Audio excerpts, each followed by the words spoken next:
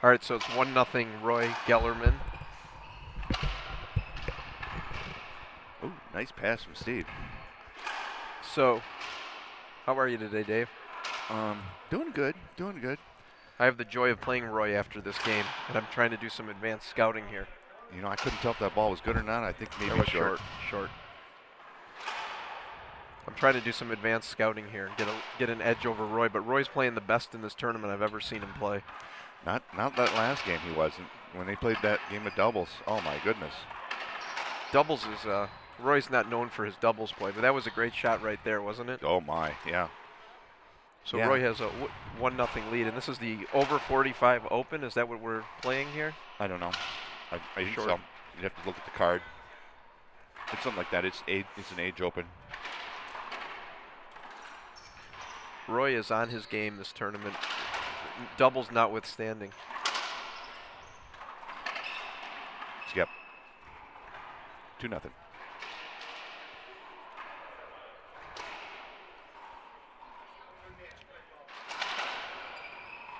That was a good serve. Steve was really doing well just to get that thing into play and then move into position, be ready. You notice that Roy went right to the middle, and he was waiting for the return. And then he just put it away there with a pass, too. He goes right to the middle. He's forcing Steve to hit the ball right to the middle. That's as good of a pass as you can hit. Yeah, fantastic. So he's already down 0-4 in this match. Roy has a way of getting points in chunks. Oh, tried to eat the elephant all at once there. He really did hit a great serve. And I think he wanted to just do a 1-2-3 and be done. Roy left that up. Roy left that up. That's uncharacteristic. Let's see, put it down. Is Roy not moving as well today as he was yesterday? Well, today he was playing his first round with doubles. He was letting his partner play probably 80% of the shots, which is not the smart move since he's a dominant player. That's a setup.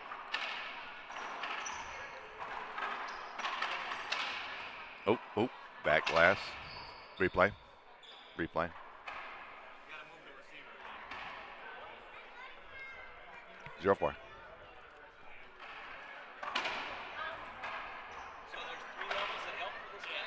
Oh, hit him.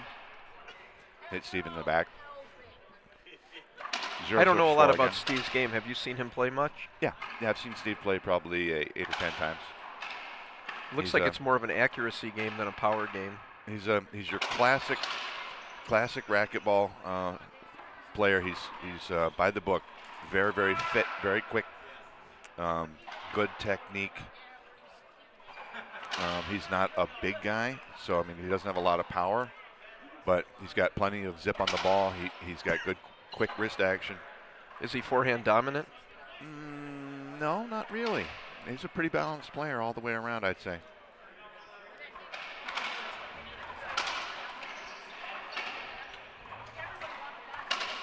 You see right there, that shot skipped about 6 inches in front of the wall. I don't know that he needed to hit that shot. No, but I'm saying that he's got to dial that in. Normally speaking, he wouldn't be skipping that shot. So, you know, once he gets dialed in, you'll see a more competitive game here with Rick. It's at 5-0. But that's what Roy does. He jumps out onto leads, and then he's hard to score on. That's a good serve there. Excellent serve. But Good return. You see how Steve got to that and got it in play cleanly, and immediately got into a comfortable place on the court. Well, now he's not trying to. That's a great. Well, he left it up. See, Roy's not going to get away with just a anything goes type of a low front keel because Steve will re-kill those. He's got the quick feet and quick hands to get to balls that have even a crack of daylight to show for it, you know. That's a great serve there. Sometimes it's hard to quantify, too. Roy had just played a game, and Steve hadn't. And sometimes it takes a half a game to get warmed up enough to play. Good serve. Same exact serve, like a mirror image. 6 inches over the line. 2-5. He should just keep pounding that serve until it fails. That one missed a little bit. Yeah, that left up. Nice, nice.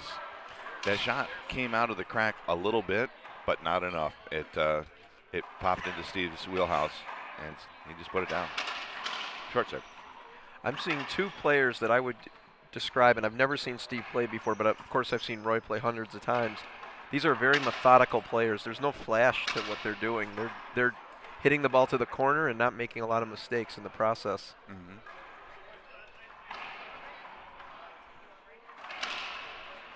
Oh, that was cracked. That's your picture-perfect pass that has deep in the court, a lot of pace, and then when it hits the crack, it just sort of dies and settles into the end of the court. Hang on. 6 serving 3? Correct. Make sure we get our scoreboard right. 6-3. That's a great serve right there. That's payback. That's not what Steve wanted to have happen after a good run there. Well, that serve he just hit was identical to the one that he was hitting at Roy. Just a few inches over the line, straight at the corner, 8-3. Roy is just owning that serve right now. We talked yesterday about how Roy wastes no time in the server's box. 9-3. He drops the ball and he hits. That's a leave up. It's a good save there. And put it in a good place. Another good save there. Steve's forced into the back glass again. That's a leave. Not allowed to take an offensive. Oh, did he boast good? Yeah, he did. Steve's not putting up a huge fight right now. 10-3, timeout. All right, we're back on here. Roy 10-3, short serve. Steve had just taken that timeout. Sometimes in racquetball you take a timeout, not so you can rest, but just so you can stop the other guy's momentum. And let's see if it works. Not going to work like that, though. Oh, Roy kills it. That's a perfect example of Roy's game. He just doesn't make a lot of mistakes. And he's right back up for a serve. 11-3. That was a very good serve. Steve made it look like it was no big deal. Steve needs to put something away here. That's a good shot. Oh, he skipped it. Came off the tip of his racket. Didn't get a clean hit on that. We had talked yesterday about that point in game 1 where you start having to build momentum for game 2. Right. There's a good shot. Great shot. Did he make? I couldn't see it. I should have switched cameras there. I'm sorry, folks. Right camera. Hello. Well, right now it's time for Steve to make some momentum up, isn't it? Yep. He needs to get some confidence together. It's a great serve. He should put this away. Well, still got another chance here. Ooh, that's a good shot. Wow. He did a good job to blow a setup and then still get the point. Something doesn't always work that way. Mm-hmm.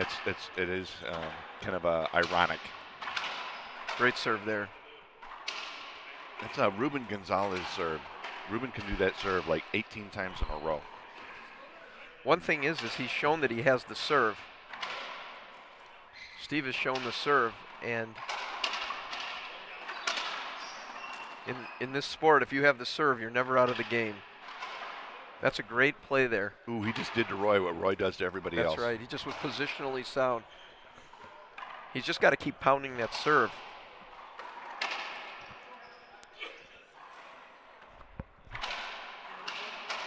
It's another setup there. Yep. He made no mistake on that point. He had time enough to force Roy to stop and wait. And once you stop, you can't really get to that ball. It's a 12. It's 7 serving 12 now. That's a good great serve there. Better return, I think. I agree. Yep.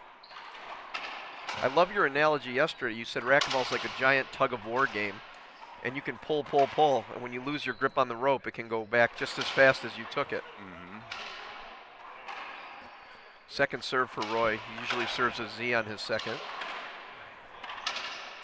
It's a great return there. Got Roy deep to the corner, and he got the serve back. And the point. And a little frustration from Roy.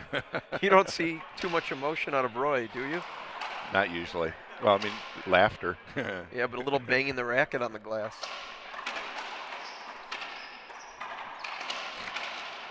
That's the serve right there. That's a great serve. Not that I have a rooting interest here, but I wouldn't mind seeing this going a long way and a lot of points. Wear Roy out a little 8-12. bit. It's another great serve. Good serve. 9-12.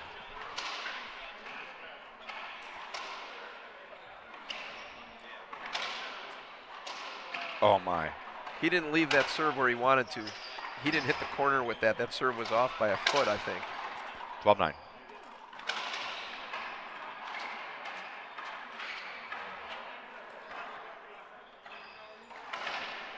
Is that good or he skipped? It was good. All right. Roy's so good at giving up a few points in a row, and then he's unfazed. He just comes right back in the box and goes back to his game plan.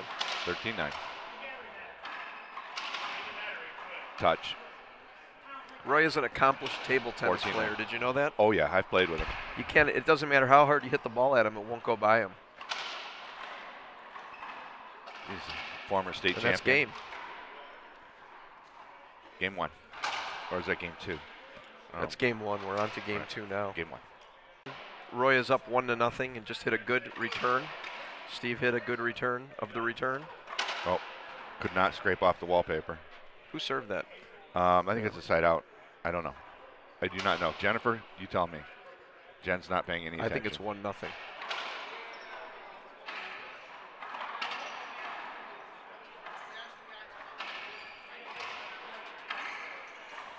There's the boast. There's the boast. 0-1. Yeah. He's not looking at all. He'll look and then we'll get the attention.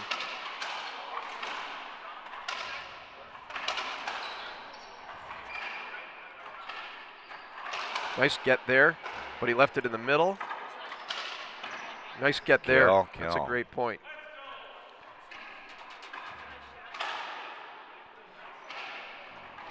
Yeah. All right. Switch sides on the receiver flag. 1-0. Okay. So we have confirmation from the players. It is 1-0.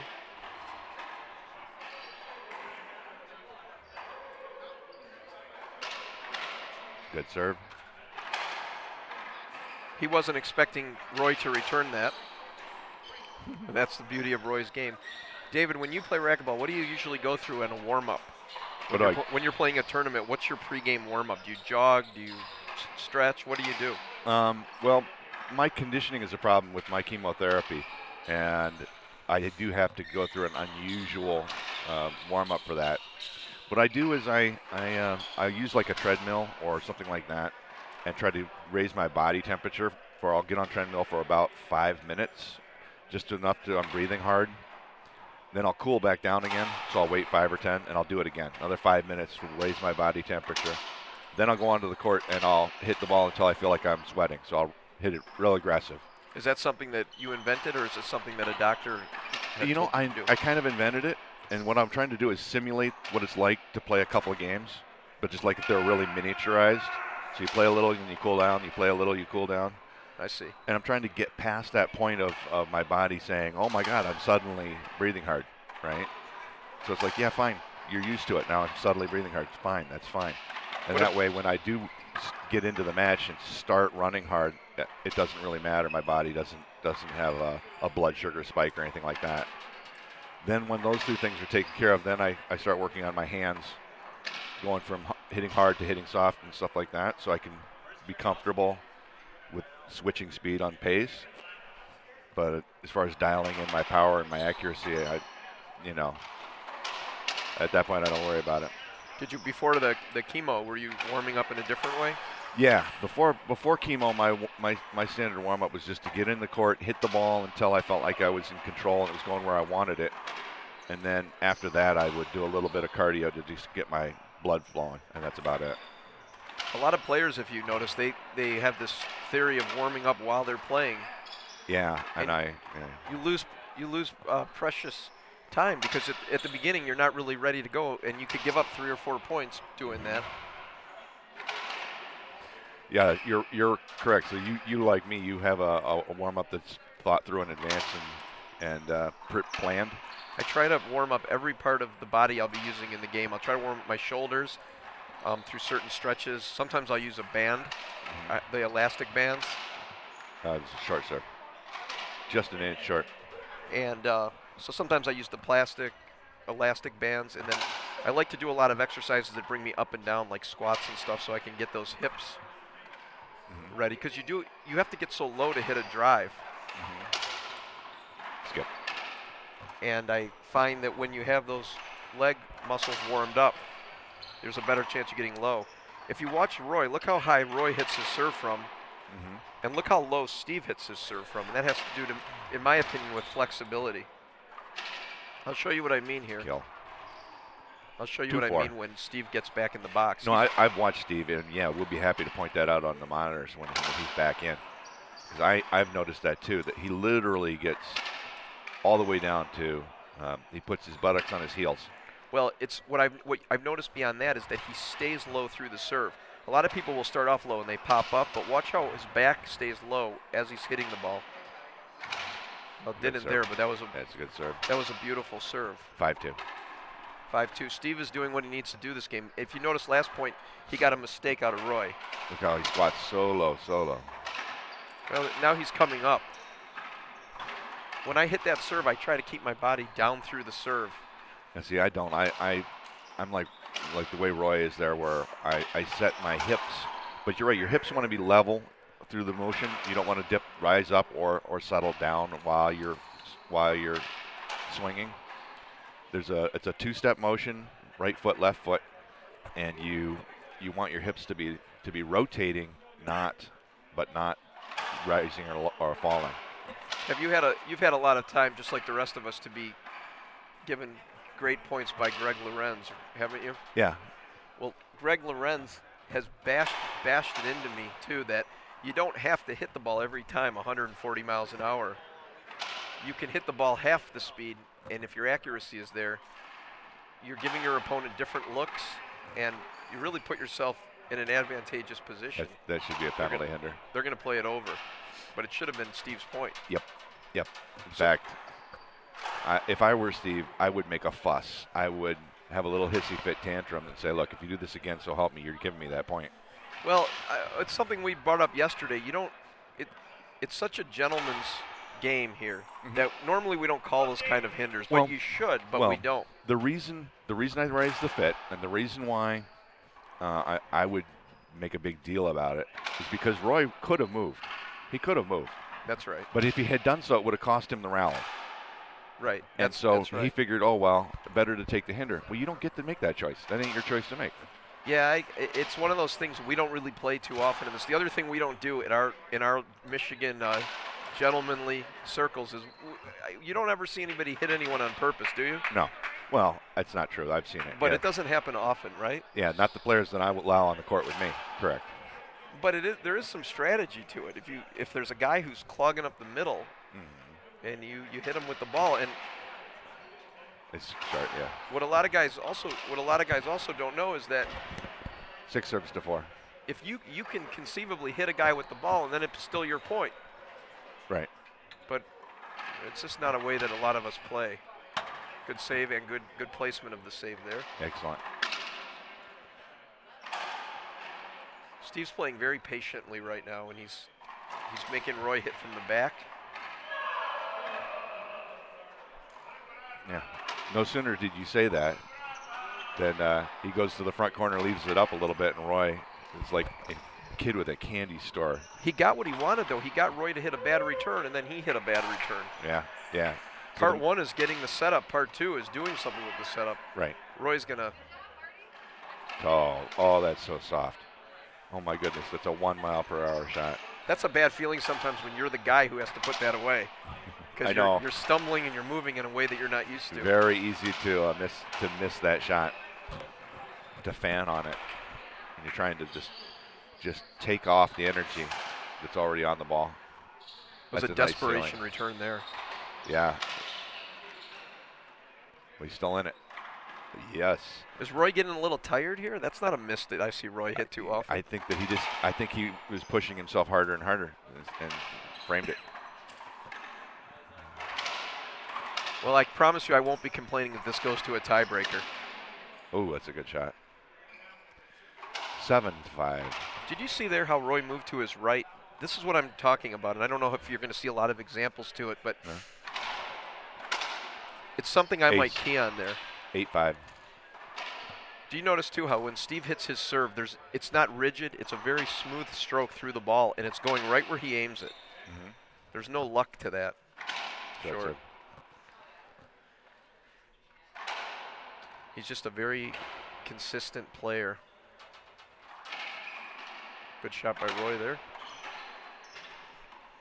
Do you call safety line violations on people? I do. It's not very common though. It doesn't normally happen. Most players are aware of it and play safe. In fact, my experience is that most people who do call it, they're actually wrong. Usually when they call it, 90% of the time it's not a violation.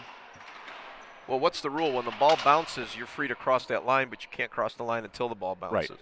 So basically the bottom line is that if you keep your toe behind the line and don't step on the line, stay behind the line with your foot until the ball bounces. In other words, while the ball is still in the air, then it's very, very hard to violate the zone. If you hit the ball out of the air, it's very hard to reach across the line and hit if your toe is planted behind it. And if the ball bounces, it's virtually impossible to get your racket across that line ahead of the ball bouncing because timing-wise, your wrist is much faster than the ball. I see. And so we've done some slow-mo video on this, and it's like at the moment the ball bounces, you should have the racket back up above your shoulder or, behind your hip. That's where your racket will be in its natural swing motion. 10-6. Roy hasn't hit a lot of good shots in the last 3 or 4 minutes. He just gave away a bunch of points. Yeah. Oh, that's a great shot. Well, he went back across him. He tried to fool Roy. Oh, that's man. a great shot there, too. Great shot. Probably a 30-mile-per-hour shot. Real soft, nothing to it. Just poked it into that little zone there on the right-hand side. He's going to come right back with a drive, I think, to the backhand, don't you think? Yep. That's the serve that's been working really well for him. He should have called a let there. Yeah. Because we don't have the refs are not calling. He wanted that point, and he had a setup. So I think it was short. They're gonna. Yeah, well, that's his second serve Z position. If Roy, what I like to do when I play Roy is I'll cut that Z off and blast it if I can. Yeah, having a good solid cutoff is an important tool to have. 7-11. I didn't think that skipped, did you? I didn't see it. That's a good return there. It's going to make Roy have to make a hard shot. Set up. Skip. See, Steve put himself in a great position in this match, and I think even players at this caliber have to remember 1 point at a time. Good serve. He's got to get that serve. That was a great return. He's got to just get the serve back. Kill. 9-11. Seen him do it, but it's imperative here that Steve, I think, get the serve right now. The score is 9-11. I thought that was short.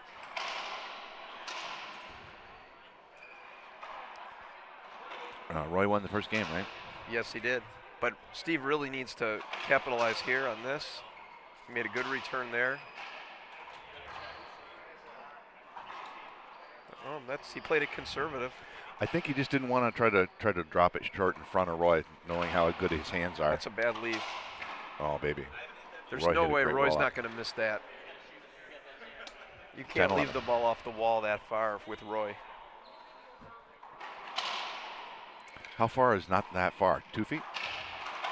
Yeah, what a great shot there. Yeah, Steve really earned that point. Well, right now I would say this is 11-10. Steve has to score something on this side. Right. He needs a couple points to get him into striking range of the match of the game. That's the right idea. A little bit short though. That would have been a great serve. Roy comes in and cuts that off. Ooh. 3 inches away from the tip of his racket. See how smoothly Roy strokes through that ball when he cuts it off? A lot of guys will cut it off and try to rip it. And sometimes when you try to cut a ball off in midair, you end up skipping it. And Roy Roy doesn't. 10-11. Somehow Steve needs to stop this attack. That's a good serve. 11-all here. I question whether or not he's violating the drive service zone line there. I don't know how. I didn't look to see how close to that wall he is. But the rule of that second line, there's 2 lines on there, and your racket cannot go over that second line if you're going to serve down the right-hand side. So you need to not only keep your body away from that second line, but the tip of your racket can't go over it. Yeah, you can't break the plane. It's really, in essence, a way to, if you do it right, it's a way to hit a lawful screen. Right, because if you're physically that close to the wall, you know, it's just impossible to see the ball. One of the ways to keep a guy from hitting that screen is when he hits that ball to your forehand on a screen, you can come right back. You can come right back with that forehand and whiz it right at him where he's hitting that serve, and he's not going to do that anymore. Because he's standing right in your strike zone. And then you can take the point if you so desire. Right, because it's right in your cross-court line. That's a great pass right there. It was a calm pass. Again, you see a little emotion out of Roy there. It's 11-11, and the tug of war has certainly changed to Steve's side. I mean, to Roy's side. It's a good serve. So if you're Steve, you come right back with that serve, don't you? Oh, yeah, absolutely. Absolutely. There's no, hey, I just won a point, now I'll try something new. You do it until the other guy can't stop you. I mean, the big picture is that Roy had a very easy first game, and then Steve started getting that serve to work, and now Steve is in the lead. Do the math, right? Yeah, I agree completely with you on that. So it's like, yeah, why in the world would you go away from that serve? That's what got you here to the party. What do you think of the sometimes they've modified it to be a one service rule? I like the 2-serve rule because smart players did not hit a first serve at all. They just hit only second serves. They didn't take risks. They forced the other player to take all the risks. Right. And you got pros out here lobbing every single serve. I mean, it's not very fun to watch, you know? So the other side of that for me is that there's guys that I play that I know that they are better than me, but sometimes the serve will allow me to compete in a game that I otherwise can't compete in. Right, right. So yeah, absolutely. It's like having a great fastball sometimes. Mm-hmm. 13-11 Steve. This is Roy never gives up, so Steve has to get points. It's a good serve there and a good return. Steve hit a good return there. Came off the wall weird. Got him deep. Yeah, very deep. A little bit of a leave there. There's nice shot. Steve did not win this game yet, though. It's 14-11, and this is where he needs to just hit a great serve. Right here, you see him moving forward out of the box, taking a few extra seconds to collect himself. He's thinking the thought you just said, I need to make this one happen right now. I go right to the backhand. Short serve. They're playing through it. That's a bad leave there. And he did it. Great shot. 2 mounts. And he did it. And that's a great game right there. Game 2. We're going to be heading to our tie break. 5-minute break, folks. We've seen a little bit of everything so far in these 2 games. Whoops. I've replaced Dave. Oh, it's so nice to have you here along with us. In these first 2 games, we've seen a little bit of everything. We've seen Steve play great. We've seen Roy falter, then Roy play great, then Steve falter short. Back and forth. Do you want this chair? Here, sit down, Dave. It's 1-1 here. Is it? What? You're keeping score. 1-0. It's hard to keep score. Neil is the official scorekeeper, and it is screwed up at 1-0. It's hard to keep score. No, it is. Actually, that's usually my seat, and there's usually people behind yelling that I've got the scoring correct. So, have you heard David's tug of war analogy about this sport? Probably. He was right on the first 2 games. It's like it looks like one team's going to pull the flag over the line, and then the other team pulls back. Oh, that's it. I was expecting a more. Dave also has a theory where the closer you get to winning, the more difficult it gets. Well, that's the tug of war theory. Oh, but, okay, all right, that's but what I didn't want to make it too complicated for you. Oh, well, thank you. Thank you. Do you see that pass right there? That's a great pass shot. Now I have to play Roy next. And so you're just hoping Steve beats the crap out of him here? Yeah, maybe clips him with the racket on the elbow. Oh, stop. But Roy is resilient, and he does not make a lot of mistakes. And Steve is doing the same thing. Called a hinder. It's 2-1. There was a hinder called on that play there. And Steve's asking for a redo. Sorry, I'm checking my phone. Just No, that's fine. blatantly checking my phone. Is that your Tinder account? No, my pocket. No, it is not my Tinder account. It's Snapchat. I see. No. Short serve there. Dave and I were talking about how Steve needs to get a lead and keep the lead because Roy will never give up in one of these matches. Great shot there. That is true. That is true. Roy can be down by 10 points in an 11-point tie break. And he will not throw in the towel. But you know, Steve, I was commenting to some people who were sitting with me in the gallery. I don't really get to watch Steve play that often, so it's pretty cool to come out here to the state championships and get to see, you know, a variety of different players that, you know. Really? I've never seen Steve play before. Yeah, I believe Steve plays out of Lansing, and so you. Well, we actually. Do we have him? No, I don't think we do. Steve's so technically sound in his game. I wouldn't go so far as to say that he's a power hitter, but he does the right thing with the ball most of the time. Yeah. I think a number of years ago too, Steve was the Ram. Oh, Roy, that's a silly shot. Oh, Roy will hit those all day too, and just all you can do is stand there and look at it. You can, unless you know he's going to hit it, and then when you see that racket go the other way, you run up. Yeah, but then no. You just how I play that ball is I stand there and call him names. No, that's not a bad way to do it. Yeah, no, I don't even try to get to that. But I have to play him next game, and I'm telling you, if I see that racket change positions, I am moving up to that corner, and I'm going to drop it there, and then I'm going to call him names. I understand. Short serve. I understand. But the way that I play that is just to stand there and yell. Roy has a serve that he has not used at any point that I've been watching his match. Really? He just that serve is Roy will stand on the left side of the court. Keeping one in the bag. I don't know. Just in case. I don't know, but I mean, how many times have we played with Roy that there's not much in the bag? Well, there's no surprises, but he'll hit the ball from the left side of the court to my forehand. Great shot there. He'll stand on the left side of the service box and then hit it to my forehand, as if I don't know he's going to do that. Well, he's probably thinking, you know, that you're not the brightest crayon in the box, Neil. Well, for good reason. No, just kidding. No, you don't have to. You don't have to say just kidding to me. You already gave the disclaimer. You said we razz each other. Yes, we do. We do razz each other. And that's a good thing. This is a long point right there. Wow, that's. So it's 4-3. Oh, yours was good. Roy's was good. It's 4-3 Roy in the tiebreaker game, 2-11. Roy is. It looks a little bit like Roy is tiring. I just can't. I don't know.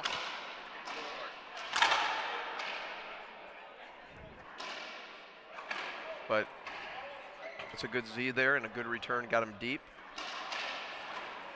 He left that up. Steve made no mistake with that ball. Left that way. See, now usually when Roy hits that shot, it's like 6 inches. And that's the stand there and swear at it, you know. Well, Steve had a good shot there. He did. Roy guessed the wrong way. This has been one of the better matches that I've seen. I mean, they've all been good, but this has been so good. It's going to come off the wall nicely. think he clipped Steve with his racket there, actually. Well, they kept, I think so too, but he played through it. Yeah. David and I were talking about how a lot of times we don't call fouls around here that we probably should call. Yes, that's true. That's true. When you Ace, that's a beautiful serve right there. That's as good as you can serve a ball, and there's not a lot of guys that would get that at any level when you do that. But sometimes we do. We play through fouls, and at the end of the point, you lose the point, and you think, why the hell didn't I just call the foul there? Right. And David and I were explaining about the avoidable hinders.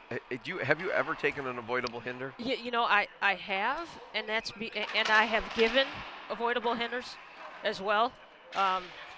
Because the first time that Dave and I went to play out at Nationals, we played national doubles now 3 years in a row. So 3 years ago when we went out to national doubles, we were at a complete disadvantage because we had no idea how to play with a referee. Okay. And we also had no idea. I mean, of course, Dave knew what the avoidable hinder rule was, but actually calling them was something that was new to me. So now when we play, even if if I'm just playing with the guys on an average Wednesday night, if I think I've committed an avoidable, I'll go ahead and give it to them, just as a, just as a matter of principle. This match is starting to get away from Roy now. He needs something instant. When I just played in a racquetball tournament in Cancun in February, and they don't know of any other hinder except an avoidable hinder. Oh, really? They always take the point? If it's a hinder, it's a hinder. So the guy had an avoidable hinder on me, and he's like, your point. And I'm like, really? No. And I don't. So we're going down there, and I'm like, we don't play that way. And he's like, we only play that way. Yeah. And ultimately, it's a gentleman, and it's a sportsmanship type sport, and you don't really want that point sometimes. Well, I don't know. You know, the women will scratch each other's eyes out for those points, so. But you don't take. That's what I'm saying. You don't call avoidables too often. Right, but I mean, but now having had that experience at the, with the USAR at the national level, if you go to national doubles or if you go to national singles in Colorado, if you go to the U.S. Open out in Minneapolis, the Michigan players need to be aware of the fact that those avoidable hinders are going to be called by the referees, and that there are going to be referees. And we really need to, I think it would behoove us to take that into account when we're practicing. So I don't even know how to call an avoidable correctly because Lorenz told me that you can hit a guy with a ball and it can be your point. Yeah, absolutely. If they're standing in your straight in or if they're standing in your cross court, those are your two guaranteed shots that you are entitled to. And so, if you fire a ball 100 miles an hour straight in and you happen to light up the guy, then that's your point. And he, you take the point and he goes away with the bruise. This is match point right here. Well, Steve did what he always tries to do in this situation. He just tried to blast one right by him. And that's what I think he should do. That's a great serve. It got him deep. What a great return by Roy. Wow. This is what we're talking about with Roy. Roy Keeps is not him going to give man. up. Keeps him in it. 6 serves 10 now. He's not going to give up. He could serve ace after ace. I thought that was short. I thought that was short. Oh, we're split here. The eye in the sky doesn't lie. Great shot there. That was trouble. That's a great shot there. Yeah, Now that was trouble. Steve moved in on him. every time on match That was points, good. Steve tries to hit a ball to Roy's backhand, just to rip it. And this time he went to the forehand. This again, match point. Steve just served for the match. These guys are in the tie break. Roy not giving up by any means. That was not the best shot right there, though. No, but it put Steve in that position. Yep. Steve had a chance there to just hit a nice pass shot, and he didn't. Now, when he takes that break there, he's doing it to slow the momentum. Apparently your score is off. No, fix the receiver.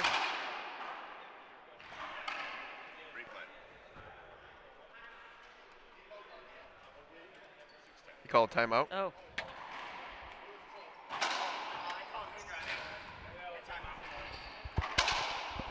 Can you call a hinder and a timeout at the same time? Hind timeout. Hind out. Hind out. timer? What is that? Think about the logic. We don't need to call penalty hitters because they're kind of even out. Well, or you could call penalty hitters, and it would be no big deal because they kind of even out. You ready to go right after this? Right? Oh my God. Okay, so Neil's put down his headset and is now goading Roy here during the timeout. Huh? I didn't really hear you.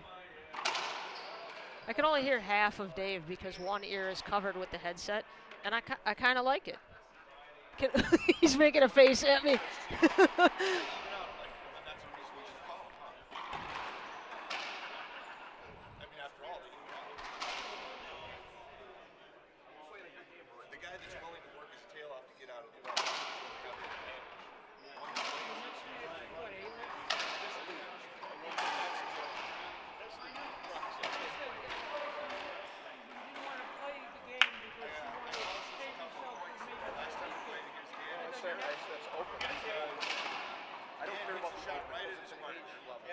So I kind of just stop, and then she works her tail off. Right. And the last second I realized she there. All right, here we go. Time is back in. Roy is serving. The score is 6-10 here in the tiebreak. This is a men's elite division match at the Rams State Singles Championships. Oh, it's open. What's open? It's an open match. Oh, this is open. My It's bad. open. My bad. I thought this was elite. We have match point here, and he's really been hitting that backhand, that serve. Now he's got a chance here. He left it a little bit, and he skipped it. Sometimes when you just need that one more point, it's the hardest, isn't it? Somebody has a theory pertaining to that, and oh, that would be Mr. Holden. Dave actually has a theory for everything. If you go out to dinner with Dave, you go to an Italian restaurant, and you say something about like garlic bread, he'll tell you his theory on garlic bread. He can't possibly have a garlic bread theory, He's does got he? a theory on everything, Neil. Anything you could have a theory on, he's got a theory on. I know at some of these restaurants that give you all you can eat, they'll fill you up on bread just so you can. That's what my dad says. Don't fill up on bread. That's how they get you.